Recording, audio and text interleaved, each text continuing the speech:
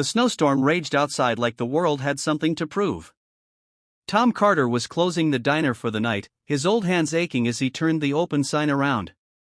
The place barely made enough to stay afloat, but he kept it running for the sake of routine, and for his son, Mason, who waited in the back room with a half-eaten peanut butter sandwich and homework sprawled across the table. Just as Tom reached for the door lock, he saw her. A girl, barely more than a shadow in the swirling snow, hunched on the bench across the street. Her arms hugged a bulging coat that was too thin for the freezing wind. As the headlights of a passing car lit her face, Tom's heart dropped. She couldn't have been more than 17, and she was pregnant. He hesitated only a second before rushing outside, coatless, ignoring the biting wind. "Hey! You okay?" She didn't answer. Her lips were blue, her hands shaking. She looked at him like a stray expecting to be kicked, not helped. "Come inside. Please." Her name was Lily. She was 18, 7 months pregnant, and alone. Tom warmed up soup while she sat stiffly on the corner booth, watching every move like she was ready to run. She had been living in a shelter until it closed down due to budget cuts. Her mom had kicked her out. The baby's father? Long gone. She had nowhere to go and didn't expect kindness. Tom, a man worn by life, had every reason to send her off. He barely had enough to support his own son. His wife had died 3 years earlier from a sudden illness, and since then, it had been just him and Mason, scraping by in a crumbling house and a diner that never saw enough customers. But something about Lily's eyes, the same broken, tired sadness he saw in the mirror every morning, kept him from turning away. "You can stay," he said, shocking himself as much as her. "Just until you figure things out." The first few weeks were hard. Mason was confused. Tom struggled to stretch their meager budget. And Lily, though grateful, kept walls around her heart as if expecting betrayal. She offered to clean, help with dishes, even take care of Mason after school.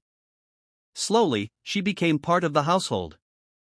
There were tense days when Mason missed his mom and didn't want to share his dad. Nights when Lily cried herself to sleep, trying not to make a sound. Days when Tom thought he'd made a mistake, that he couldn't carry someone else's burden. But still, they endured. Then came the night Lily went into labor. It was a stormy evening, eerily similar to the night they met. The power went out. The car wouldn't start. Tom called 911, wrapped her in blankets, and stayed by her side as she screamed through contractions in the back room of the diner, sweat and tears mixing on her face.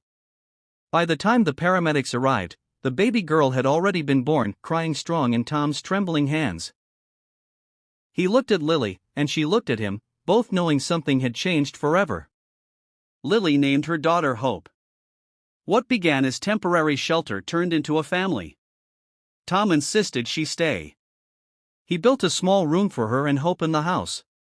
Mason grew attached to the baby, calling her his little sister before anyone else did.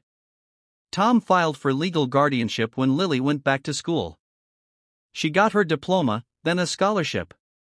She worked part-time at the diner, then moved on to college classes, all while raising her daughter with a fierce love born from hardship. Years passed. Tom's hair turned grayer, the diner aged along with him. But laughter filled the house again. Holidays weren't quiet anymore. Hope brought color back into the rooms that had once echoed with loss. And Lily? She studied nursing. Graduated with honors. Became the first in her family to earn a degree. She never left Tom, not really.